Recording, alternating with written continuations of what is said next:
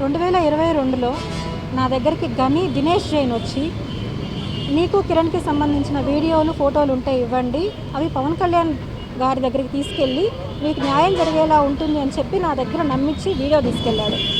అప్పుడు నేను నమ్మకపోతే నా ఫ్రెండ్ అయిన హరిశంకర్ దగ్గర కాల్ చేపించి నీకు న్యాయం చేపిస్తామని చెప్పి తీసుకెళ్లారు. ఆ తర్వాత 2025లో ఎప్పుడైతే నా ఆర్థిక పరిస్థితి ఇదయ్యి నేను సూసైడ్ చేసుకునే పరిస్థితి వచ్చిందో, నేను హాస్పిటల్లో ఉన్న 2 డేస్లో నా పర్మిషన్ లేకుండానే ఆ వీడియోస్ అనేవి రిలీజ్ చేయడం జరిగింది.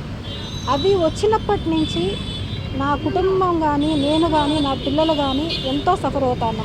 ఆ తర్వాత జరిగిన విషయాలు అందరికీ తెలిసిందే. ఎన్నో సమస్యలు పడి మేము కోర్టు ద్వారా అన్ని సెటిల్మెంట్ చేసుకోవడం కూడా జరిగింది.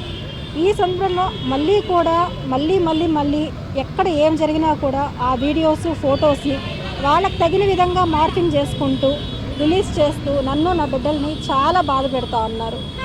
ఇందులో గని, దినేష్ జైన్ ఇద్దరు కలిసి చేసిందే. ఆ తర్వాత వాళ్ళు వైసీపీకి సంబంధించిన పసుపులేటి సురేష్కి ఇవన్నీ కూడా ఇవ్వడం జరిగింది. ఇప్పుడు ఆ మీడియా ద్వారానే ఎక్కడ ఏం జరిగినా కూడా నావి అగే రిపీట్ అవుతూనే వస్తున్నాయి.